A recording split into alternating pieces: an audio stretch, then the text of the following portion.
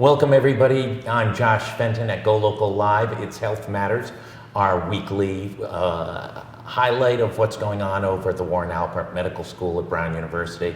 I want to introduce Tracy Madsen, physician at the medical school and a top researcher looking at the issues of stroke. Welcome. Thank you. Thanks for having me. Yeah, absolutely.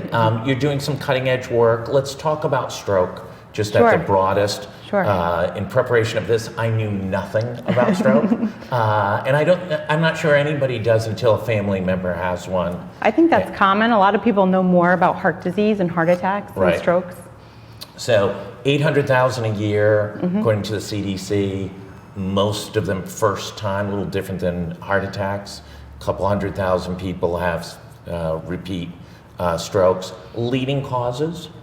So they're typically leading causes of other chronic cardiovascular type diseases, hypertension, diabetes, high cholesterol, or problems with your cholesterol levels.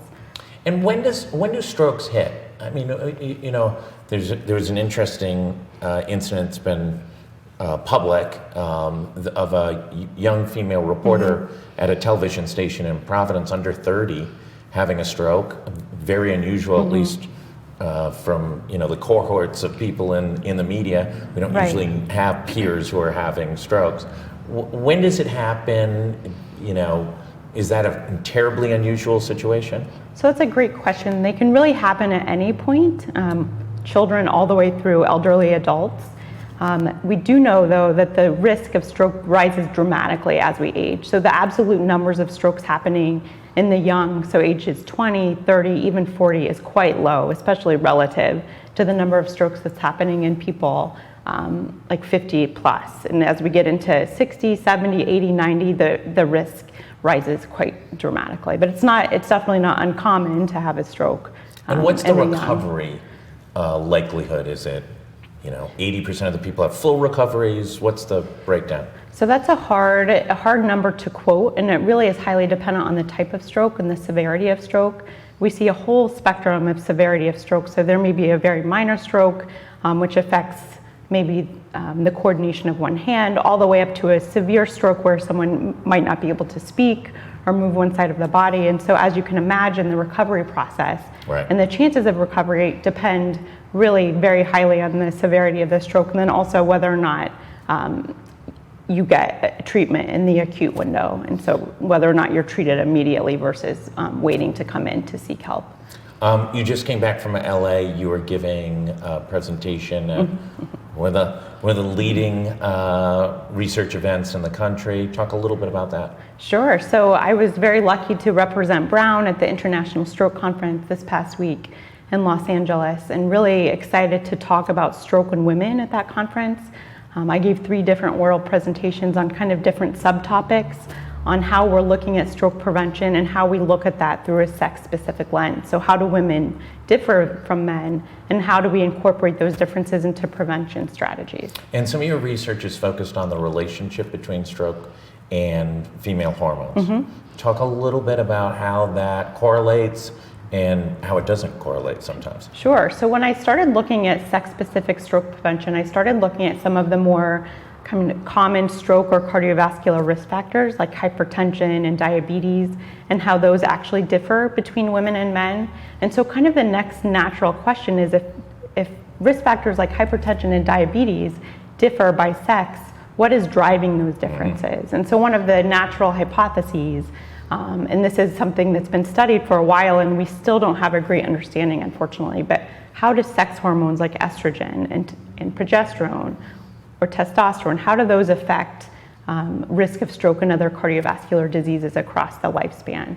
And so that's really what one of my key projects at the International Stroke Conference focused on this time, was a protein that is very closely related to estrogen and testosterone. And how will that research develop? What are the next steps, and what is the potential application to treatment? Sure. So I looked at a protein called sex hormone binding globulin. And like I said, it's related to estrogen and testosterone.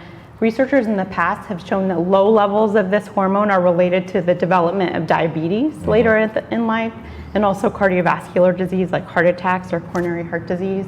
So we're finding similar things with stroke, and that's what I presented in the conference. And really hoping that the next steps are starting to look at some of the biologic mechanisms behind that link. So how would low levels of this hormone be causing stroke? And is it just associated, or is it more of a cause? Because we so far are really just looking at association. So looking at potential biologic pathways, whether or not there's a causal effect, and then how can that be kind of harnessed into better prediction of stroke, so predicting who might be at higher risk for a stroke, and then eventually, potentially, as more of a therapeutic target, how can we modify levels of this protein in the body to modify a risk of stroke later in life? Are there ties to issues of heredity? I mean, is there a so-called marker? That's the other really cool thing about this particular hormone that we're studying, is that there are genetic, what we call polymorphism, so very slight differences in the genome in someone's genes that can cause differences in this hormone in the bloodstream. So that is potentially a therapeutic target as well. Are there early indicators? Is there anything that triggers that says, oh, I'm, as a human being that I will feel or touch, or does it comes when it comes? In terms of a stroke? Well, that's a good question. So we, in general, the symptoms are very sudden in onset, and so that's how we teach people when to come in. These are sudden onset, generally like one-sided weakness, one-sided numbness, severe headaches, severe dizziness or inability to walk or speak. So in general, the warning signs are pretty sudden. And unfortunately, that can make it sometimes difficult to predict when someone might have a stroke. But generally, we teach that if you have sudden onset neurologic signs, like facial droop, arm weakness, that you should seek help immediately. Right. What should people be asking their physicians? Sure. I think the main thing, and this is in parallel with other chronic diseases and other like cardiovascular diseases, is whether or not my risk factors, so I could go in and say, are my risk factors being adequately controlled? And what are my current risk factors? I think a lot of people don't even really know their individual risk factors. So the things that we think often about, hypertension, diabetes, high cholesterol, are those being treated? And then for women, there may be other risk factors that we should be asking about. Like I said, we need to be thinking about this in a sex-specific way. So one of the really interesting ones is preeclampsia. So women who have had complications of pregnancy, like preeclampsia, which is related to high blood pressure during pregnancy, or even gestational diabetes, which is a special type of diabetes that comes during pregnancy. Those pregnancy complications carry a greater risk of stroke like subsequently, like 20 years down the road, not just during the pregnancy. So those are specific things that women can ask about when they go to see their doctors. Migraine with aura is another one. Women with migraines may be at higher risk for stroke, so something to ask their doctors about. And women have a much higher prevalence of migraines. Yes, like 3 times as high, right. Yes. We've had Dr. McTaggart on. Oh, nice. And obviously he's doing some pretty interesting cutting edge work.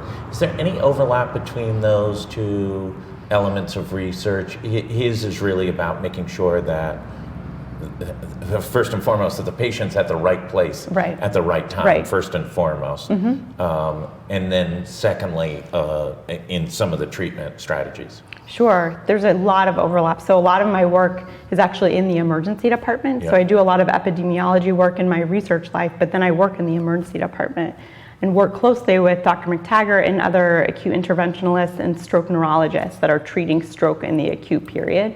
And so the big thing for me when I'm thinking about the overlap, thinking about disparities in risk and how people do after stroke, is that we're treating everyone that comes through the door with the high quality, excellent care, getting people to the right treatment. So as you were talking about with Dr. McTaggart, getting people to the right place. So making sure the women that are coming in with stroke are getting the therapy and the intervention they need, whether that be medication or thrombectomy, like surgery or procedure, to make sure they have the best chance of recovering. Is this research related to female hormones really kind of the first analysis in the gender difference? And does that lead to other possible strategies to avoid stroke and then treat stroke? So there has been other work in this area, mostly in outcomes like diabetes and cardiovascular disease more in general. There's been less work specifically in stroke with this particular hormone, which is why it's quite exciting. I think the next step, kind of what we're moving towards, is how do we add this to existing clinical decision rules and existing guidelines that clinicians can use when they're predicting someone's stroke risk. What haven't I asked you? I'm just a lowly fill-in for Kate Nagel in Health Matters. That's a great question. I think one of the things that I'm just really excited about is being here at Brown and being given the opportunity to do this work. I really feel that there's a focus here on disparities in care and disparities in outcome. For example, at the Alpert Medical School, within the Department of Emergency Medicine where I work, we have a division of sex and gender. So our focus is to study how things differ between men and women across disease states, so in the emergency department, in preventative care, and outcomes, and it just has really been a great opportunity for me to delve into this work. What do you see next? This field is blowing up, so that's the really exciting part. I would say I started going to the International Stroke Conference maybe 5 years ago was the first time I went. I had just done my research fellowship. I was really excited about studying stroke in women and sex differences in stroke. And I went to the first conference that I had been to and was kind of like searching the program for abstracts or research related to stroke in women and to sex differences. And I remember being able to count on like one hand the number of oral presentations or abstracts that had this topic. This past week, I couldn't even go to all of the presentations. It is just, it's just, the field is blowing up. Across the board, prevention, acute therapies, outcomes, rehabilitation.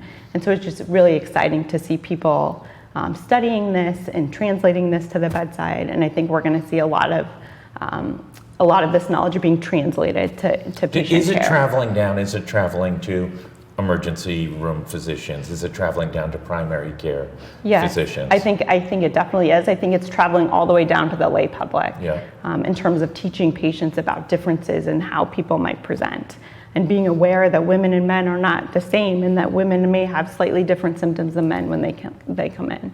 And that's something that we teach to physicians, students, trainees, and patients. Right. Anything else? Oh, I don't think so. Thank you for having me. Yeah, absolutely.